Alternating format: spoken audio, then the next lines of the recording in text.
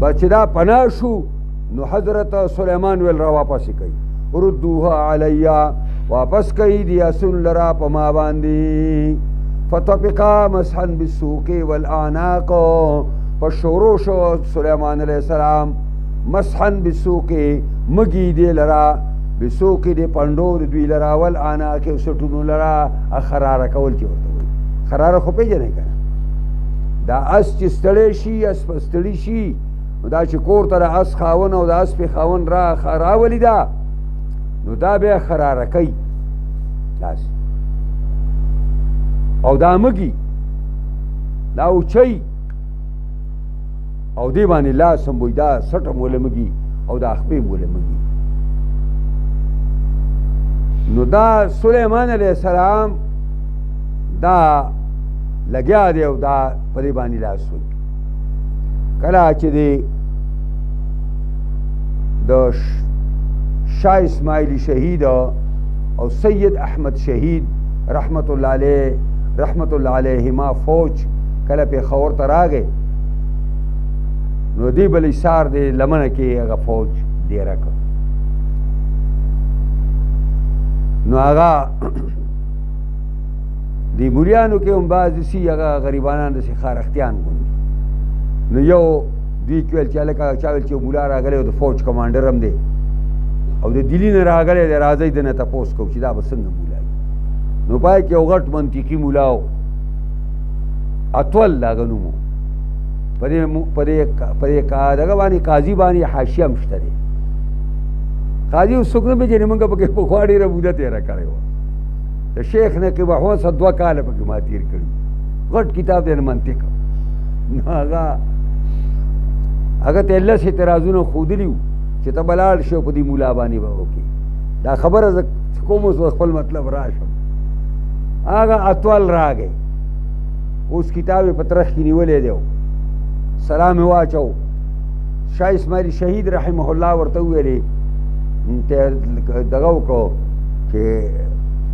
خبرې اترې ورسره وکړو سلام کلام یې وکړو څنګه راغلی طالبانه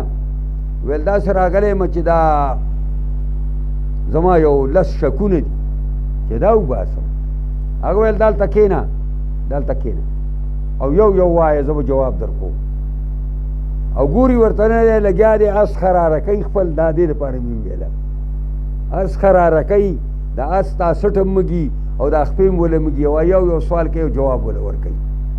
چې 10 واړو جوابونه یې وکړو نو اتول مولا پاسېده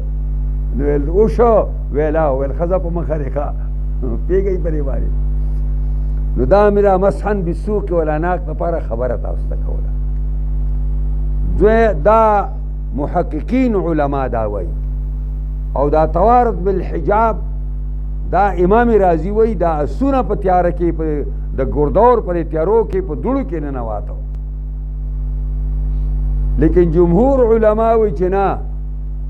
دا اسونه تلل او د مازدیګر د مانځه ټیم تیر شو حتی توارد بالحجاب حتی چې نور پټ شو په پرده کې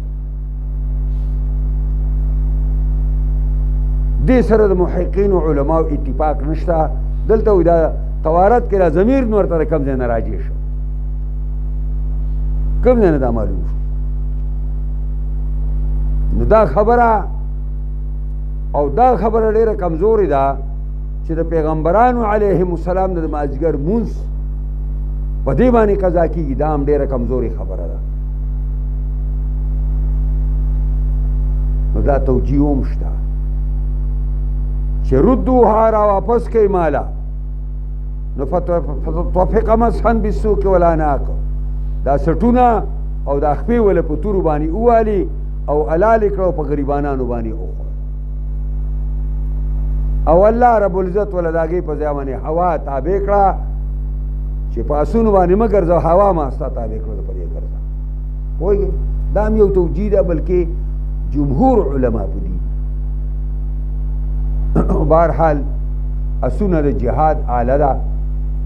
او د دې وجې نه په امت محمدي کې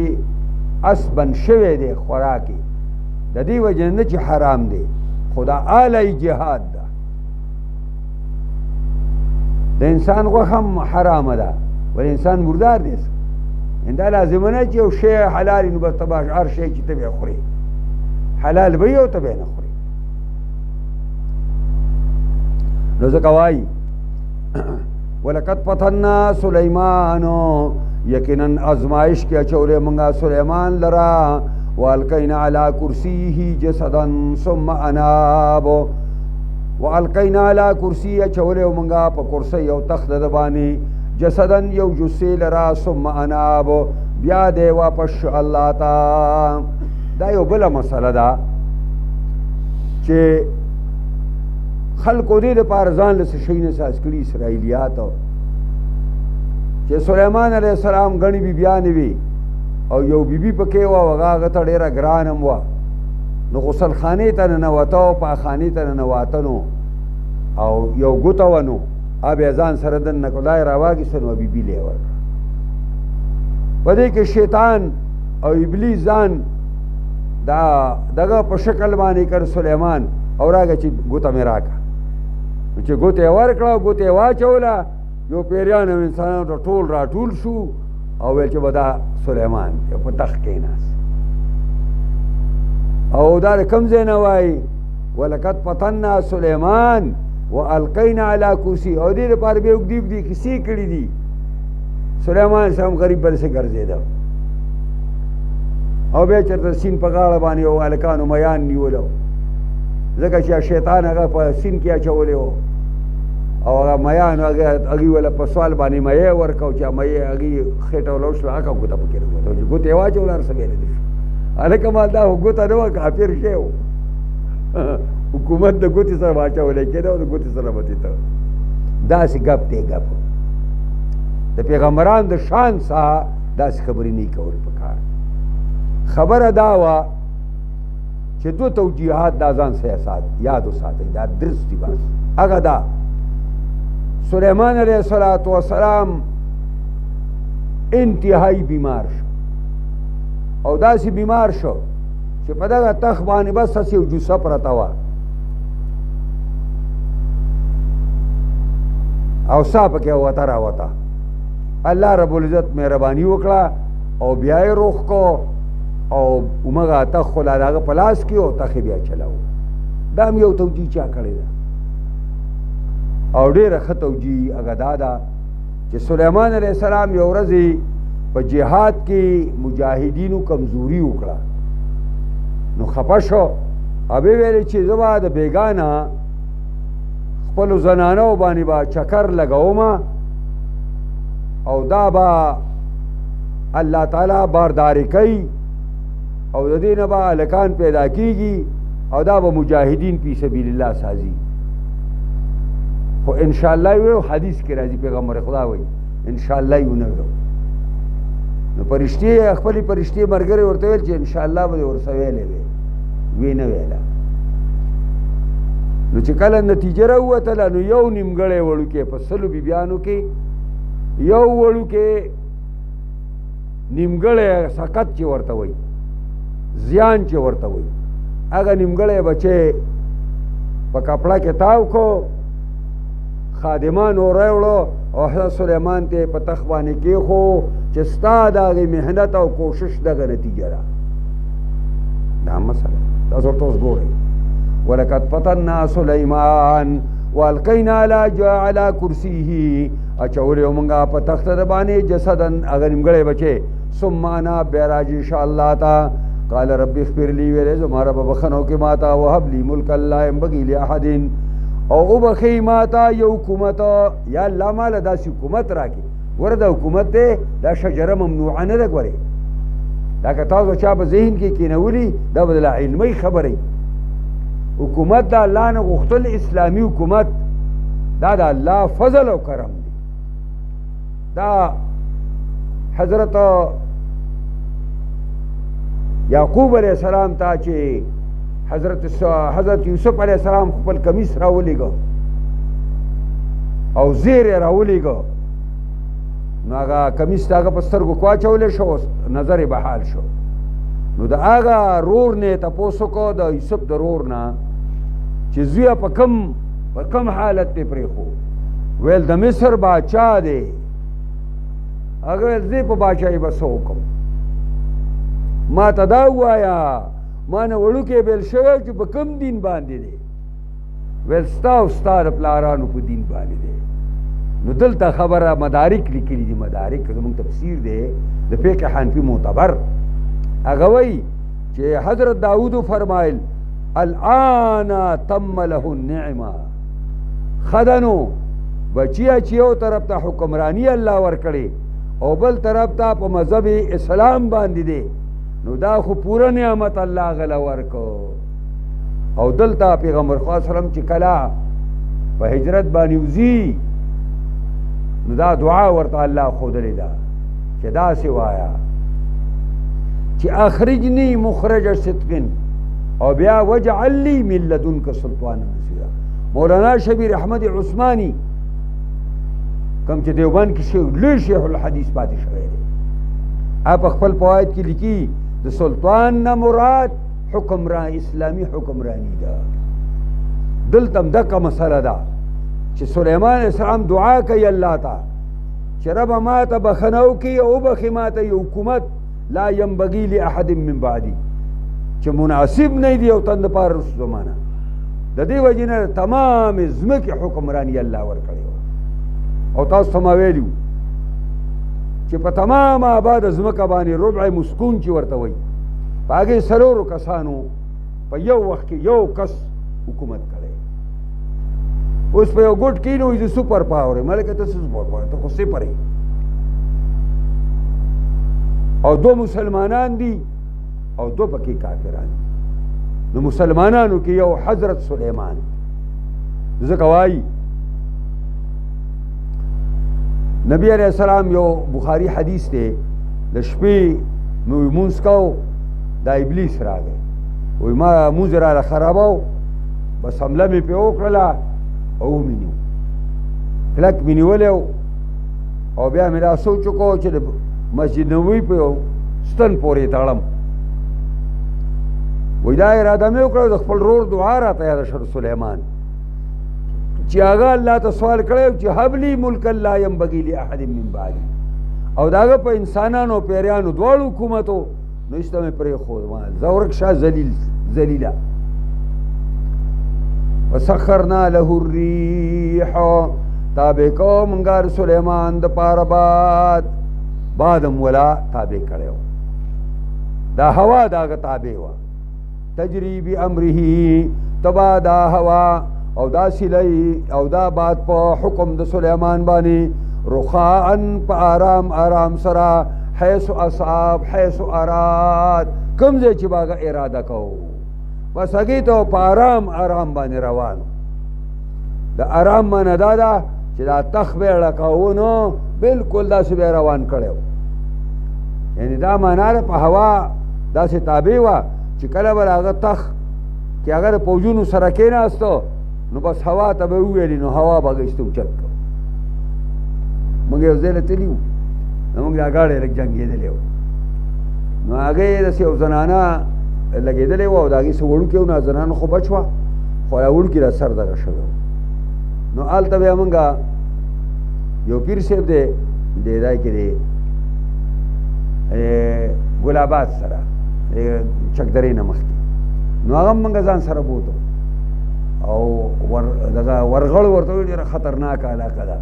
سیاه ورغړ نو هغې ته لاړو ملګري ځان سره نور هم بوتلو هلته جماعت ملګري ما هم راسره لاړل مشران نو هغه د ګجرانو د کور هلته نو په هغې کې هغې چې دلته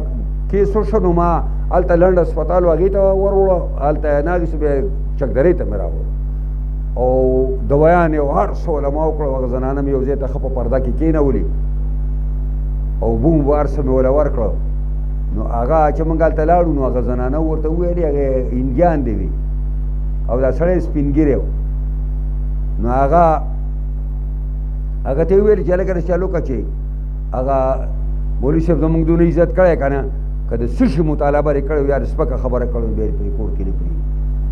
نو هلته خو هغه پیر صاحب مخکې هم دغه وکړو نو خبره مې دې پورې کوله چې راووتو نو دغه خانه ګل نوم و د هغه نو د هغه را ټوپۍ داسې کږه وه نو پیر صاحب ډېر شوقبار هم دی نو هغه ویل چې خانه ګله وی سلیمان علیه السلام د الله نه تپوس وکړو چې زما دا کشتۍ چې دا داسې کاږه ده داسې وی هغه ورته ستا ټوپۍ کاږه ده نو دا دې پورې کشتۍ پورې رایاد شو چې هغه پیر صاحب ورته وایي چې هغه الله ورته ویل چې ستا دا ټوپۍ کاږه ده ټوپۍ ټیک که بس دغه به هم ټیک شي دا جاز به هم ټیک شي جاز به په هوا ته والشیاطین او تابع کړي موږ شیطانانو لره کل بناء و غواص هر یو بنا چې کومه دی نو دا ګیلکار ته وایي مصري هر ګیلکار او مصري و غواص او هر غوپې وهونکې یعنی کم شیطانان چې هغې آبادۍ سازولی شوي په هغې آبادي سازوله او کوم چې د سمندر سره تعلق ساتو غوپې وهلې نو په هغې بیا لالونه او ملغلرې د سمندر نه رایستې و آخرین مقرنین فی الاسفاد او نور داسې پیریانو چې هغه بدماشانو تړلی شوي په زنځیرونو کې اسفاد د صفت جمع ده زنځیر ته وایي او بیا ورته مونږ ویل چې هذا طاؤنا اے سلیمان دا زمونږ ورکړه ده چې هر سم تاله درکړي دي فمنن پس ته احسان کوه په دې باندې په خلکو ورکول ته کوه او امسک یا ځان سره ساته بغیر حساب دا بی حساب بی کتابه تا ته دی اجازت دی وان له عندنا لزلفى وحسن مآب یقینا د سلیمان د پاره پرې زونګ باندې لزلفى خامخا قربت او نږدېوالی وحسن مآب او ښځې د واپس یو واذکر عبدنا ایوب یاد کا بنده زما ایوب علیہ السلام ایوب علیہ السلام د الله یو پیغمبر دی او په ده باندې ډېر لویه ازمایش ته الله راغلی و بچي مړه شو مالونه یې مړه شو او په خپل بدن باندې بیمار شو او ډېر سخت بیمار شو او ډېره ممتده بیماري وه 13 کاله یې تېر کړي 13 کاله بیماری کی نو یو ځل ورته ښځې ویلې چې الله تعالی ته سوال نه کې نو هغه ورته ویل چې د صحت زمانه ډېره وه که دغه د بیمارۍ ویل د صحت ډېره وه بیا سوال نه کوله خو بهرحال یو ځل داسې وی دا راله او داسې جړغونې شوه او ویل چې لکه زه خو تنګه شوم شیطان ورته راسې څه خبره کړې وه حضرت ایوب ورته غوسه شو چې ښځې که زه خدای روغ کړم که نه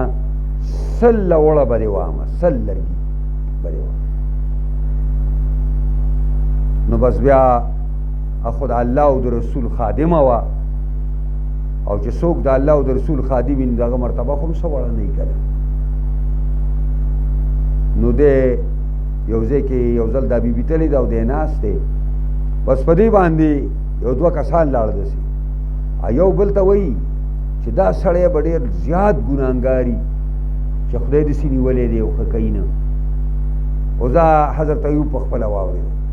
سړي خو لاړل او ایوب علیه السلام الله ته وجړل چې الله ما خو اوس په تا ته سوال نه کوم ما له حیا راتله خو اوس خو خلک ما په بدو یادوي په ما باندې الزامات لګوي زه غواړم چې روغ وي نو الله ورته وویلي چې دغه چینه ده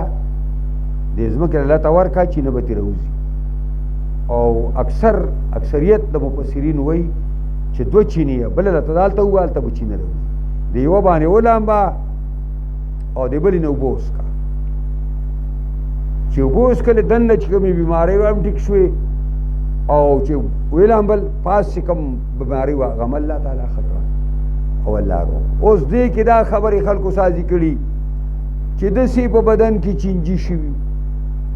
په بدن کې او چې چینجی به ترې پرېوت نو داسې بیا راواخیست او بیا به یې پرې پر خر کې کېښود ته بیا دا دی ورسه و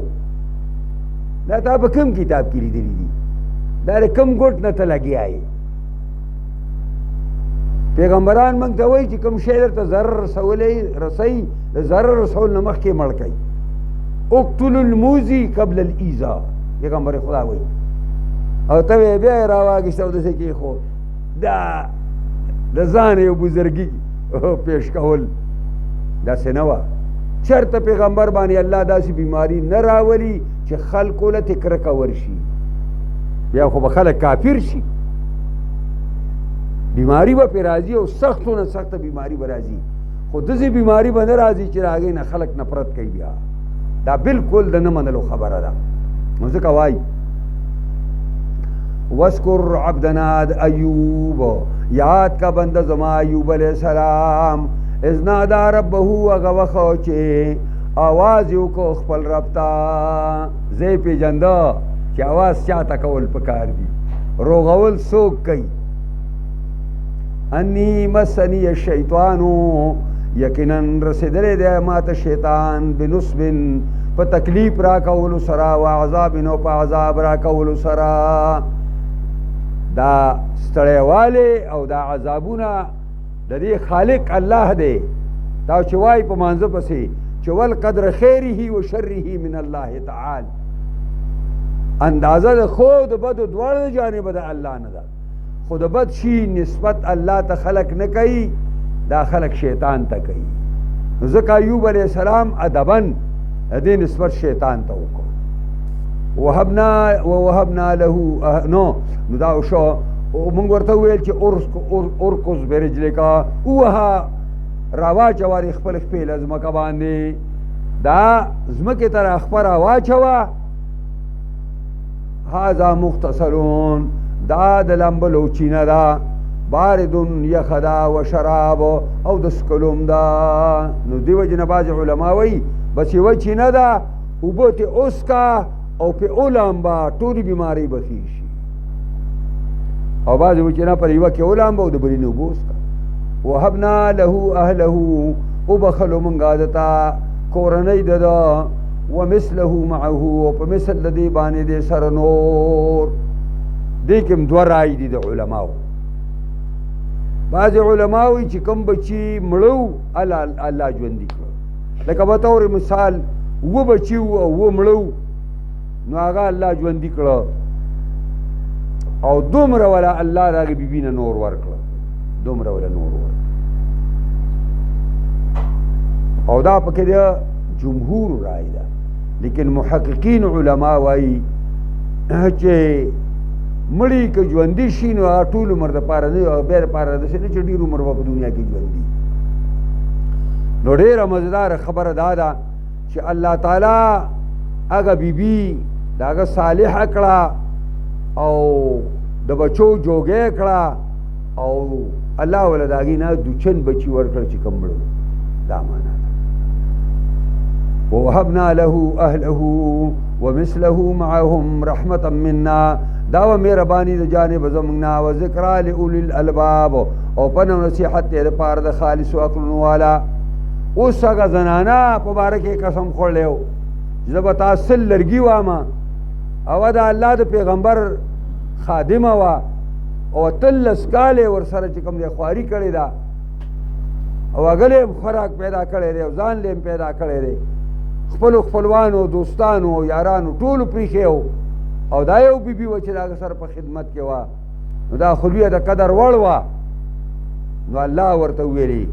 خذ بیدکا ضغثا ای ایوب راواله په خپل لاس باندې یو قودي لره ضغث قودي ته وایي ته چې ګیارې بیا دا منګل دی د ګیا او شوتل نه ډکه شي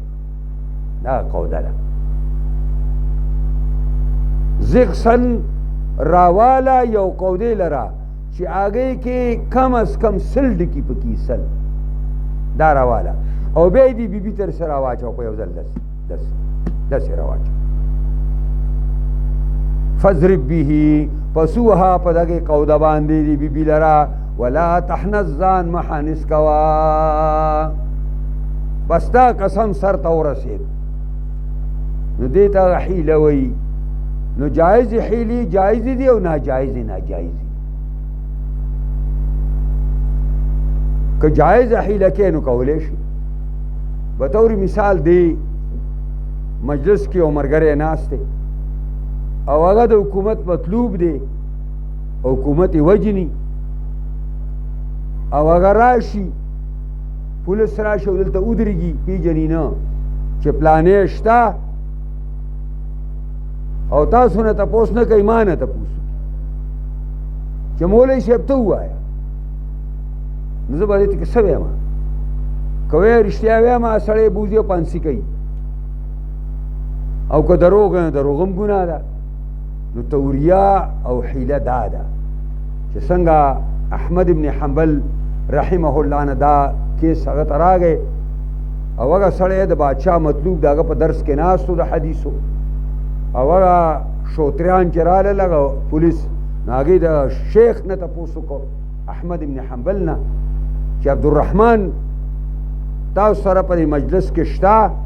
نو هغه دا لاس داسې کیندي خپل تلې دا ګوتې یې پکې تاو کړل، دلته خو عبدالرحمن نشته یار، دلته اوس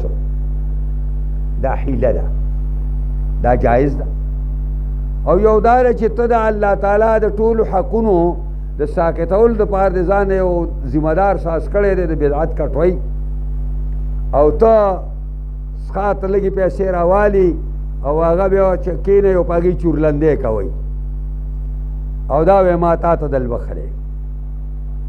او بل ما تا ته در څه شی بخې چا بخې خپله یوه روپۍ چاله نه ورکړې او دا 10,000 روپۍ دی او ته بخې، دا هسې ګپ دی، دغه حیله ده، دا باطله حیله ده. د دارالعلوم دیوبند پرې فتاوه کې لیکلي دي د دقې دغه په باره کې چې لا اصل له، د دغې دایرې بنیاد نشته، بنیاد دا بې بنیاده خبره. خو بیا همغه دیوبندیان حضرات هغې کې دا بعضې دیوبندیان هغې بیا هم کوي. دې وجې نه هغه مولانا د دغه چې و غټ دیوبندی او د پنډۍ هغه مولانا صاحب چې مولانا غلام الله خان صاحب، نو هغه به تقریر کوو نو هغه ویل چې ګړله مړله بریل وي مریل وي لڑتے لڑتے دیوبندی سارے مشرک ہے، دا به ویلې. ګوړه شریف په اسلام آباد کې او موړه شریف دا دوه غټ غټ درګاهونه اوس هم شته. نو ګوړه مړله او بریل وي مریل وي او لڑتے لڑتے دیوبندی سارے مشرک ہے، دا کچا کچا دیوبندیان. نو زه دا کچا کچا دیوبندیان یادو چې ځان ته دیوبندی وایي او بیا خپله فتاوی پرته ده په دې وخت کې پټه کړې ده او ما سره جګړه کوي په دایره باندې. هلکه خپل کتاب راواله وګوره پکې ستا مشران ویلي دي. بل ځای کې خو ما ته ته دیوبند دغه کې او دې ځای کې اوس دیوبند شاته ایښی دی ځکه چې ستا بیا کار نه کېږي. نو دا دې دپاره ساده کړی چې مولیانو کې مالداري کوي، چې مالدار مولای اوس هغه خسخات نه شي اخیستی. لکه څنګه چې اوس تاسو ما نه دغه تپوس کوو د دې سرسایه چې چا وویلې چې ما یو مولا فتوا راکړې ده چې که مولا د 1,00,000 روپو خاوند دی که په مولا په هلیکاپټر کې ګرځي نو سرسایه وله ورکولی شي. نو مال دا خپل کورنۍ فتوا ده تاسو له به در کړي نو خو د غریب حق دی که عالم او امام غریب هغه لی ورکوي، دې کې شک نشته. او که نه غریب نه و نو هغه هم پکار ده چې وانلي او چې څوک ورکوي دل هم پکار ده چې ورنه کړي ځکه ده نه کېږي. دا دې د دانسته هغه له ورکوي دا خو پیدا را بیایلي خو ستا خو کېږي نه. نو دغسې زکات مسلم ده، زکات امام په زکاتونو باندې ساتي هغه له باړه ورکوئ. دغه مې خو د نوکر دپاره تنخوا شته دی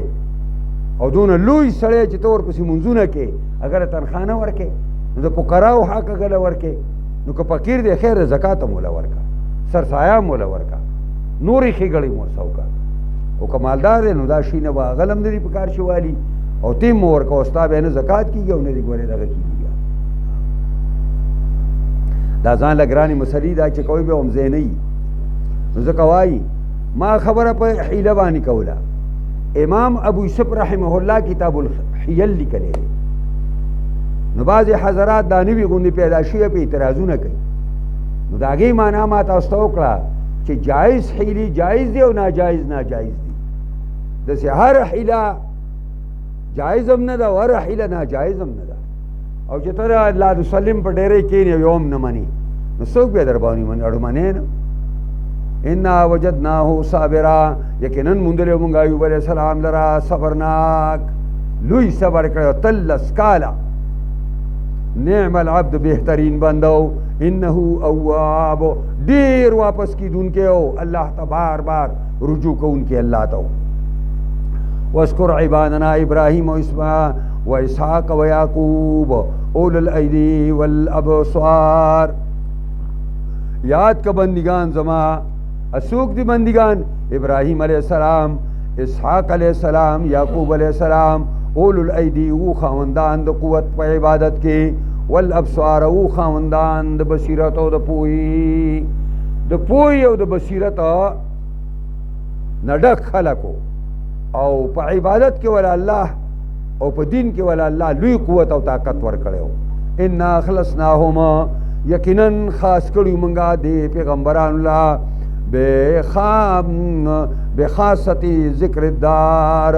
بخالصت ذکر دار خاص کړو دوی لره مونږه په یو خصلتي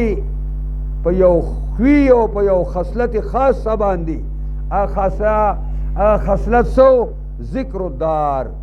یادول د کور د اخرتو ځان ته به یادو پیغمبرانو او قوم ته به اخرت ډیر یادو خاص کړیو منګه دا پیغمبران په یو خصلتي خاصه سره چې هغه ذکر د دار اخرتو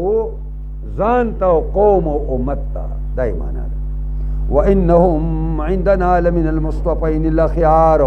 او دا پیغمبران په نظم منګه باندې دا چونکړو ورکړې شونا مصطفین د مصطفی جمع ده مصطفی د استیفا نه دی چې غوره کولو ته وایي چې په ګڼو شیانو کې یو شی ته ځان له غوره کړي او خیار د خیر جمع ده په معنا د غوره کړی شوي سره واذکر اسماعیل و اسحاق وذوالکفل یاد کا اسماعیل علیہ السلام و یسع علیہ السلام وذوالکفل یاد کا کل من الاخیار او ار یو د دوینا د غورونا هذا ذکر دا پنو نصیحت دے وَإِنَّ لِلْمُتَّقِينَ لَحُسْنَ مَآبِنَا یقیناً دا کامل مومنانو دا پارا لحسن مآبنا دیر خزے دا واپسی دے خزے سرے جنات عدن جنت اسیدلو دے مفتحت لهم الابواب پدا سی حالت کے چس پر دے شوی بی دویتا دروازی دمخ کنا ورطا دروازی اس پر شوی سجاو شوی بی استقبال دا پارا با پرشتے ولاڑی بی متقین پیہا ڈڑی بوہی پدے جنتونو کے یدعون پیہا بپاکہت راغواڑی بدوی پر جنت کے میو ڈیرو لرا و شرابن او دارنگی اسکلو سامان ناس پی پا تختون بانی ورشالکا دون انگور راوڑا دون پلانے میو راوڑا دومر پلانے میو راوڑا ورشالکا شراب راوڑا جنتیو براوڑا پلانے شیر راوڑا وعندهم قاصرات الطرف اطراب ایبا پنیزو د جنتیانو باندې زنانه بوی داسی د حیا ډکه زنانه قاصرات الطرف بندون کې وی خپل نظر لرا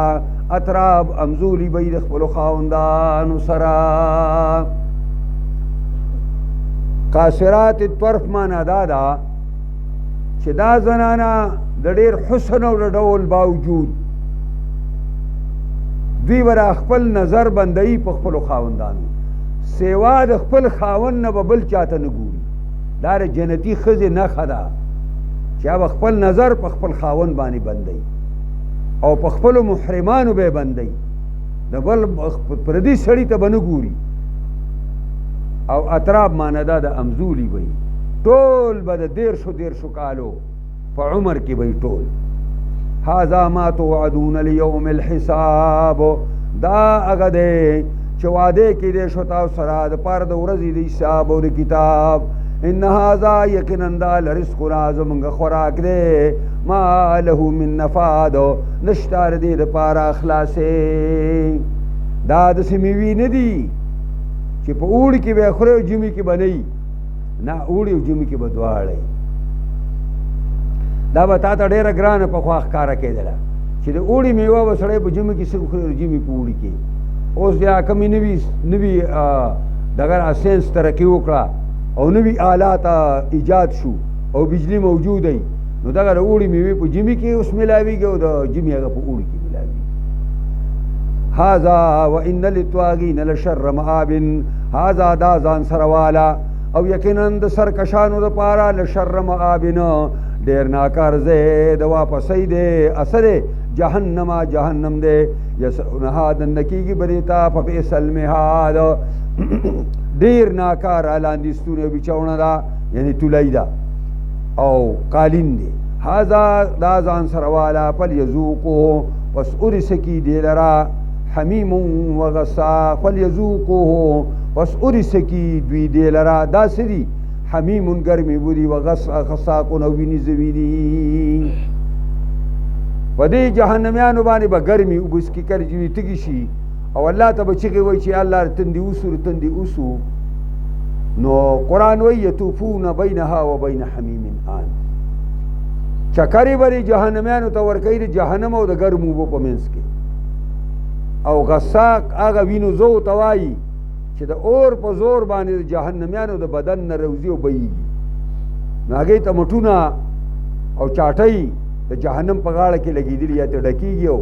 دوی چې کله اوبه غواړي دا وله ورکوي وآخرو من شکله ازواج نور عذابونه دي من شکله د مثل د دغې عذاب نه ازواج مختلف انواع هذا فوج دا یو ډله ده مقتحم معکم دا دردنامه ده دا مقتحمونه دردن کیدونکي ده معکم تاسو سره په زور داسې دردن نه کي دا کشران مخکې تلي دي اوس دا غټایټ فرشتو راوستل او دا ورټېله کوي دي جهنم ته نو هغه کشرانو ته وایي چې دا هم یوه ډله ده او په زور باندې دردن نه کېدی شي ستاسو سره د جهنم ته هغې به وایي لا مرحبا بهما انهم سؤال النار نه دي ستړي مشي دوی ته دې ته ستړي مشي نه ولی انهم سؤال النار یقینا دوی دننه کېدونکي دي اور ته سؤال النار معنا دا ده دوی دننه کېدونکي دي اور ته قالوا بل انتم لا مرحبا بكم دا غټایټ به وایي د کشرانو ته بل انتم لا مرحبا تاسو ته ستړي مشي نه دا عکس دی کله چې دا فوج د کشرانو دی دا ور دننه کېږي نو د مشرانو ته وایي چې دا هم یو فوج دی تاسو سره د جهنم ته دننه کېږي مشرانو ستړي مشي دوی له نه وي انهم سوالونه داسې مور ته روان دي او چې سړی اور ته ځي نو هغې ته مرحبا ویلو څه ضرورت دی قالو دا کشران به وایي بل انتم لا مرحبا بکم ای مشرانو په تاسو ستړي مشي نه انتم قدمتموه لنا تاسو دا عقیده او عمل وړاندې کړی و موږ ته چې موږ د هغې په نتیجه کې نن اور ته رالو ضمیر خو د اور او جهنم ته راجع دی خو جهنم ته خو دوی نه دي راوستي دوی خو ناکار عقیدې او ناکار عمل ته په دنیا کې راوستي چې هغه نتیجه د وړاندې کېدل و اور ته فبئس القرار ناکاره قرارګاه دا د جهنم قالوا ربنا من قدم لنا هذا کشران به وایي ای زمونږ ربا من قدم لنا چا چې وړاندې کړی موږ ته هذا دا ګنده عمل او ګنده عقیده چې نن یې موږ جهنم ته راوستو فزده عذابا ضعفا فی النار وزیات کړه ته عذاب د چن په اور کې وقالوا ما لنا رجالا كنا نعدهم من الاشرار او بو وای دا مشرکان ما لنا سدی منگ لرا لا نرا رجالنو چې نوینو منگا سړو لرا كنا نعدهم او منگا اشمارل بمگا گی په دنیا کې من الاشرار نناکار خلقونا د شریرانو نا وی ابو جهل بوئی په جهنم کې سش صہیب سشو دغه چې کوم دی خبیب سشو عمار اچرته لاړل دا ترجمه هم کړې خو ډېره ښه ترجمه دا ده چې دا عام شي هغه دا ده چې په هره زمانه کې مشرکان چې مسلمانانو باندې مسلمانانو ته اشرار او دهشتګر وایي دا منافقان او دا کافران دی به قیامت کې وایي څه شو هغه موږ چې ورته اشرار ویل چېرته لاړل دا معنا ده اشرار څه شو نو چې عامه شي مفسرین وایي بیا به ډېره بهتره معنا وي اتخذناهم سخریا آیا منګه نیولي دوی را په ټوکو باندې منګه چې ور په دنیا کې ټوکې په صهیب او عمار پورې ټوکې کولې نو آیا دا موږ دوی په ټوکو نیولي ټوکې مو ورته کولې نو ځکه دلته نشته او یا شته خو زموږ نظرونه ترې اورېدلي دي ام زاغت عنهم الابصار که نه اورېدلي دي د دوی نه سترګې زمونږه الله فرمایي ان ذلک دا گفتگو د مشرانو کشرانو د یو بل سره لحق دا حق او ثابت را څه شی دی ان تخاصموا اهل النار جګړه کول د اور والو د یو بل سره قلت ورته وایه پیغمبره انما انا منذر خامخا زه یرونکی یم فقط نور زما لاس کې څه نشته وما من اله الا الله نشته معبود سوا د الله نه الواحد القهار چې یو دی او زورور دی رب السماوات والارض پیدا کوونکی د اسمانونو ځمکو دی او ما بینهما د دواړو په منځ کې دي العزیز الغفار زورور بخونکی دی قلت ورته وایه هو نبأ عظیم دا ګوره یو خبره ډېره لویه ده انتم عنه معرضون او تاسو د دې نه مخ اړوئ ما کان لی من علم بالملأ الاعلی نشته ما دپاره پویه په هغه جرګه پورتنۍ باندې اذ یختصمون هغه وخت کې چې دا فرشتې یو بل سره جګړه کوي یعنې مذکور کوي او خبرې اړوي یو بل سره ان یوحا الی ما ته وحی نه کېږي الا انما انا نذیر مبین مگر دې خبرې وحی راته کېږي چې یقینا زه یرونکی په ډاګ یم اس قال ربک للملائکة هغه وخت یاد کا چې ویل پروردګار ستا فرشتو ته انی خالق بشرا من طین یقینا زه پیدا کوم یو انسان لره د خټې نه فاذا سویته کله چې زه برابر کما د آدم لره ونفخت فيه من روحي او پوکوهما پر کې د خپل روح تشریفنا نو پکعو له ساجدین پریو زیدتا سجده کوونکی فسجد الملائکة كلهم اجمعون فسجده وکړه فرشتو ټولو كلهم ټولو وکړه اجمعون په یو ځل وکړه الا ابلیس مگر ابلیس ونه کړله ولې استکبر ځان غټو غاڼه ځان غټو غاڼه وکانه من الکافرین او دې په علم د الله کې د کافرانو نه یا کان په معنی سوار دی وګرځېده د کافرانو نه په انکار د سجدې سره قال یا ابلیس ما منعك ان تسجد لما خلقت بيدي ویل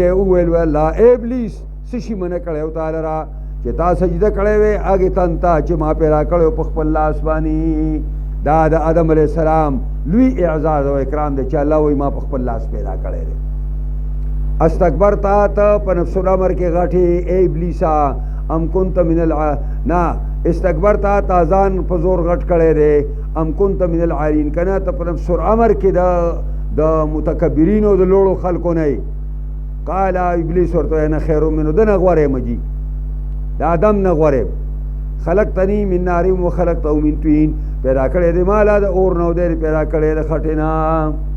د ابلیس دا خیال دی چې اور غوره دی د خټې نه حالانکه اور کې طرفو تکبر دی ځکه خو په ده کې مو او په خټه کې حلم او بردباري ده امانتداري ده قال فخرج منها الله ورته اوزه د اسمانونو جنتونه فانك رجيم یقینا ته خو رټلی شوی وان عليك لعنتي الى يوم الدين یقینا پتا باندې بلعنتي تر ورځې د قیامت پورې زما قال ربي فانذرني الى يوم يبعثون ویل ابلیس زما ربا مهلت راکې ماته هغه ورځې پورې چې دوباره خلک را پورته کوي یعنې مرګ نه ځان بچ کوي قال فإنك من المنظرين الله ویل پس یقینا ته د مهلت درکړی شوی الى يوم الوقت المعلوم تر ورځې د وخت معلومه پورې چې هغه شپېلې اوله ده قال کله چې ابلیس د الله نه دا عهد واخیسته چې زه تعالی ما د اول شپېلې پورې عمر درکړه نو خپل خباثت یې راوویسته قال فبعزتک لاغوینهم اجمعین ویل ابلیس ستا په عزت مې قسمی خامخا به ګمراه کوما بچو د آدم لره ټول به یو ځل په خره سروم الا عبادک منهم المخلصین مگر بندگان ستا هغه المخلصین چې خالص کړی شوي دي مخلصین معنا خالص کړي تا د خپلې بندګۍ او عبادت لپاره قال الله ورته ویل فالحق والحق اقول فالحق یعنی انا الحق زه حق ما او والحق اقول او حق وایما اگر خبر زما دا ده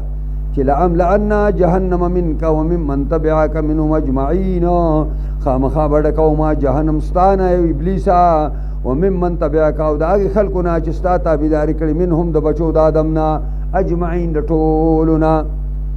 قلت ورته ووایه ما اسألکم علیه من اجر زه نه غواړم ستاسو نه په دې باندې څه مزدوري وما انا من المتکلفین او نه ما زه د تکلف کوونکو نه چې ماله یو خبره نه راځي او زه په زور باندې کوم یا زه یو کار نشم کولی زه په زور باندې ځان دا کوم نو ما نه یم د متکلفین نه چې هسې خپله وضع رپه بدله سازوم دې دپاره چې خلک را باندې دوکه شي ان هو الا ذکر للعالمین نه دی دا قرآن مگر پر نصیحت دی د مخلوقاتو لپاره ولتعلمن نبأه بعد حین او خامخا معلوم بکئ تاسو یعنی انجام د خبر د دی بعد حین پس د یو زمانې نه قرآن تعویل لاندې راغلی قرآن تعویل براش بسم الله الرحمن الرحیم